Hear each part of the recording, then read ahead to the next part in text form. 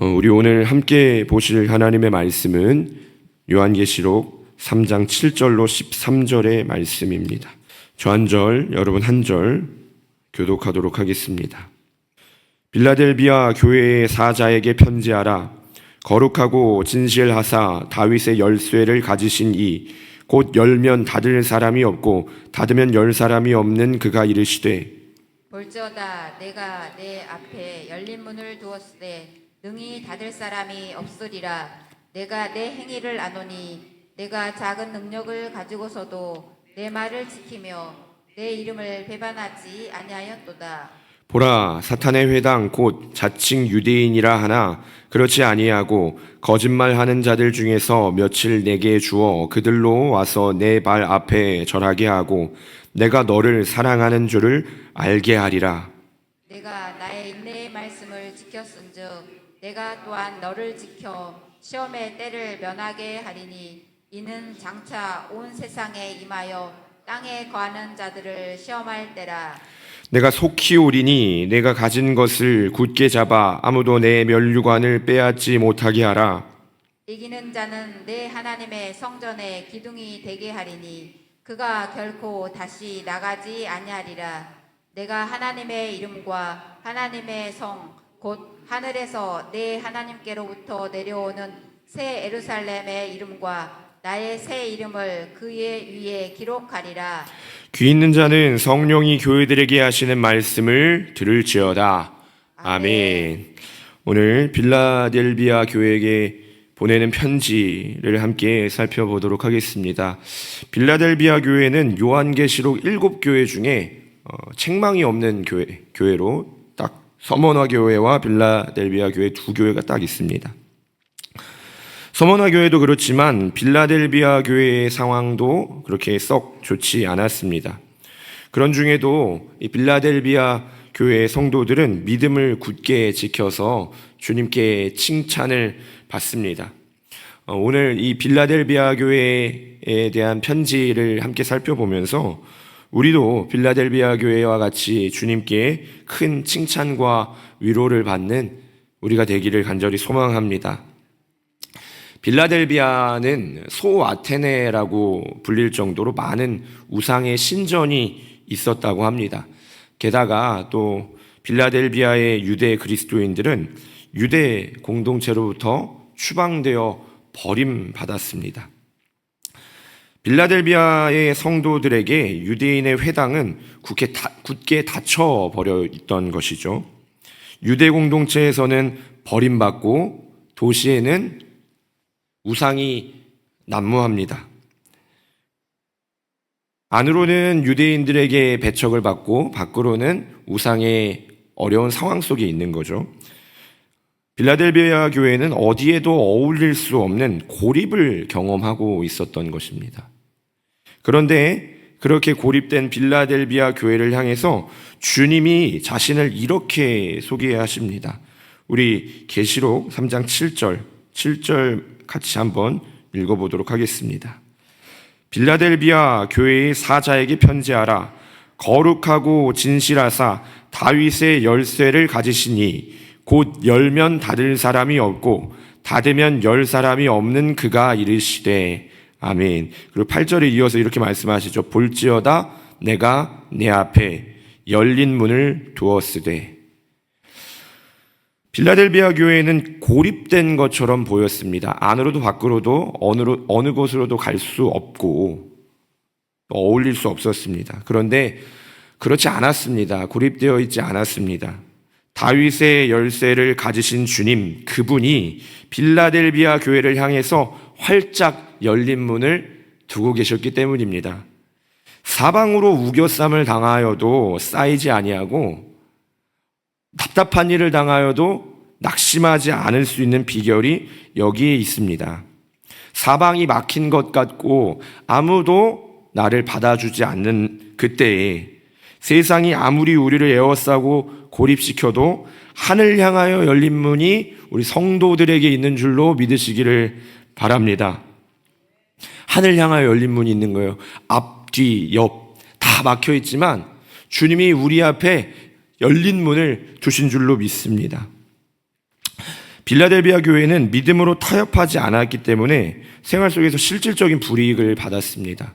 유대 공동체와 어울리지도 못했고요. 또 우상을 숭배하지 않다 보니 생활 속에서 여러 가지 불이익을 당했습니다. 그래서 빌라델비아 교회는 형편이 어려웠습니다. 주님도 빌라델비아 교회가 작은 능력을 가졌다라고 오늘 본문에서 언급하고 있습니다. 여러 가지 악조건과 열악함 가운데 있었습니다. 주님을 따르는 것이, 말씀을 따라서 하는 것이, 말씀을 지키는 것이 이 빌라델비아 교회 성도들에게는 실질적인 어려움을 주었다라는 겁니다. 그런데 이 빌라델비아 교회를 향한 주님의 칭찬에 우리가 함께 귀를 기울여 봤으면 좋겠습니다. 8절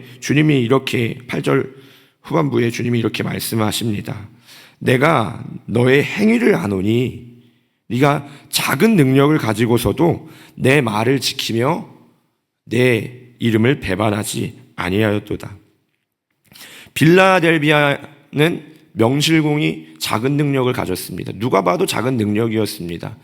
물질적으로도 힘들었고요.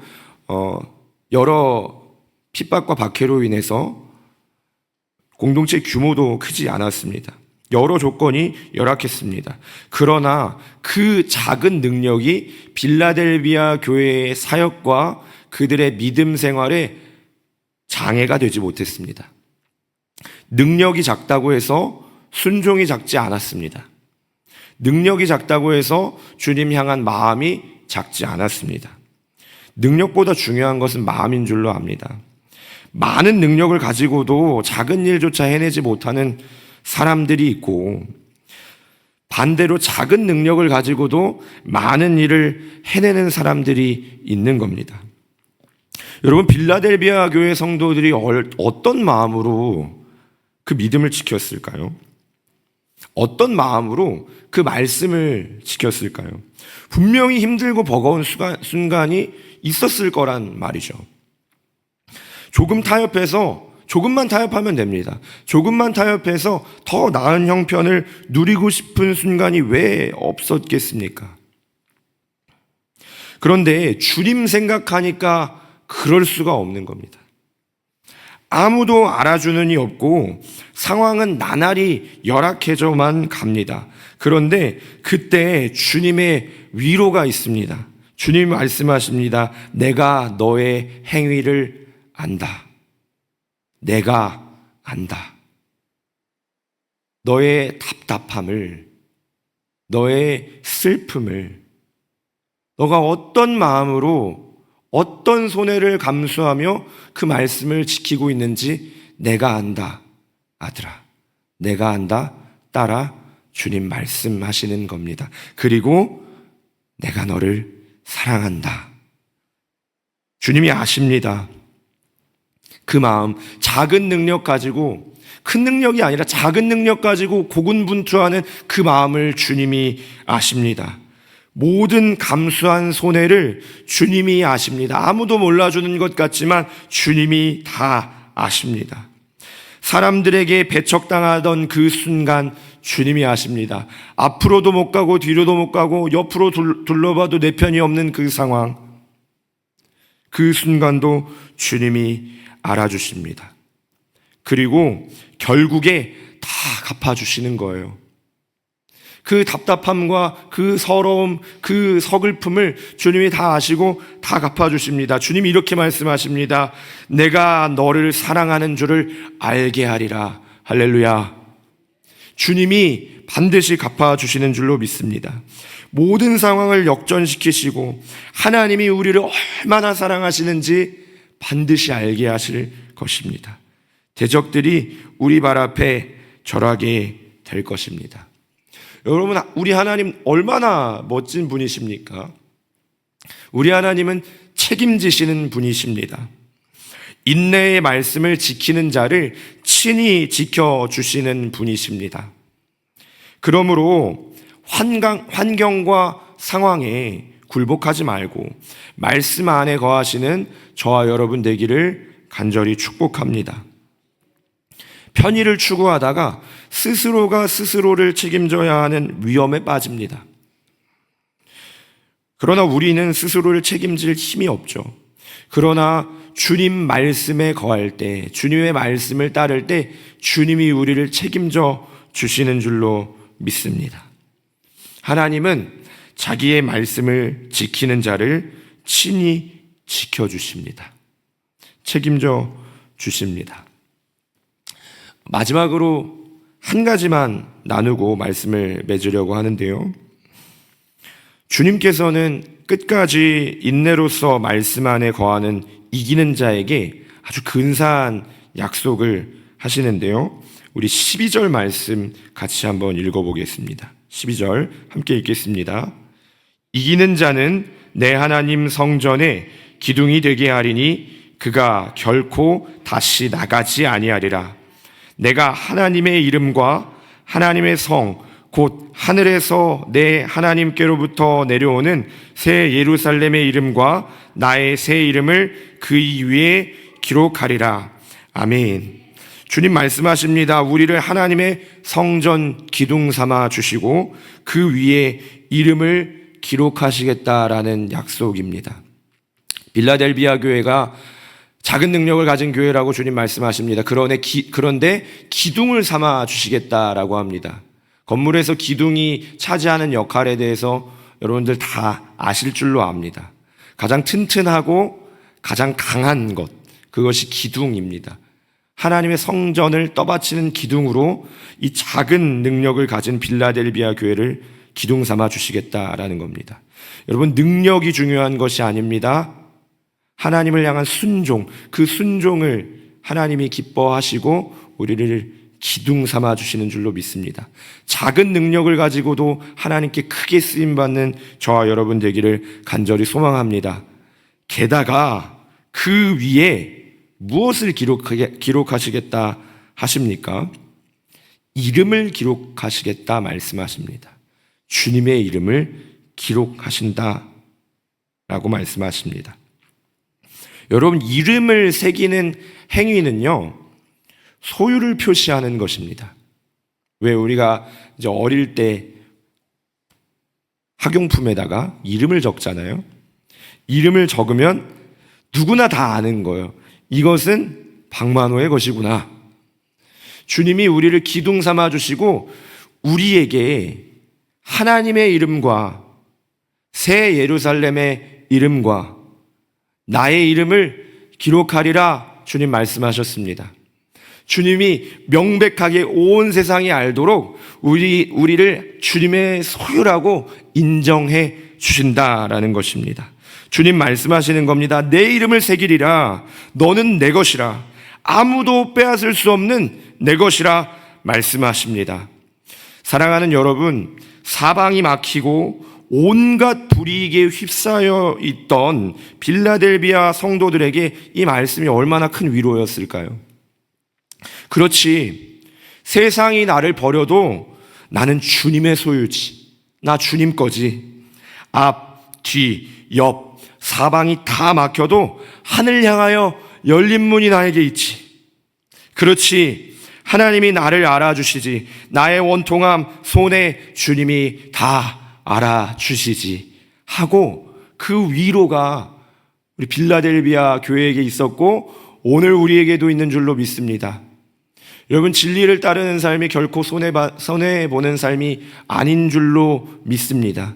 주님이 다 알아주시고 주님이 우리에게 열린 문으로 우리를 맞이해 주시는 줄로 믿습니다. 사랑하는 성도 여러분, 믿음으로 사시길 축복합니다. 주님이 알아주십니다. 하늘문 활짝 열고 우리를 맞아주십니다. 우리는 주님의 것입니다. 오늘 하루도 주어진 순간마다 편리를 따르는 것이 아니라 진리를 따르는 저와 여러분 되기를 축복합니다. 우리 이 고백으로 같이 이 고백하고 마쳤으면 좋겠는데요. 저를 따라서 고백해 주시면 감사하겠습니다. 편리를 따르지 말고 진리를 따라갑시다. 주님이 지켜주십니다. 기도하겠습니다. 할렐루야. 전능하신 하나님 아버지, 감사합니다. 주님이 우리를 주목하고 계십니다. 편리를 따르지 않고 진리를 따르는 자들을 주님께서 기억하시고 사방이 막힌 것 같은 그때에 하늘문 활짝 열려 있음을 알게 하시는 줄로 믿습니다. 주님이 알아주심 기억하며 오늘도 진실한 마음으로 주님께 우리의 삶을 드리는, 진리를 향하여 힘찬 발걸음 내딛는 우리 모두가 되게 하여 주시옵소서.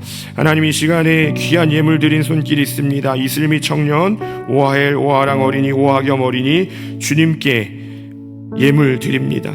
하나님, 이들이 편리를 따르지 않고 진리를 따르며 주님 앞에 나아가는, 흔들림 없이 진리를 따라가는 자녀들 될 수 있도록 주님 함께하여 주시옵소서.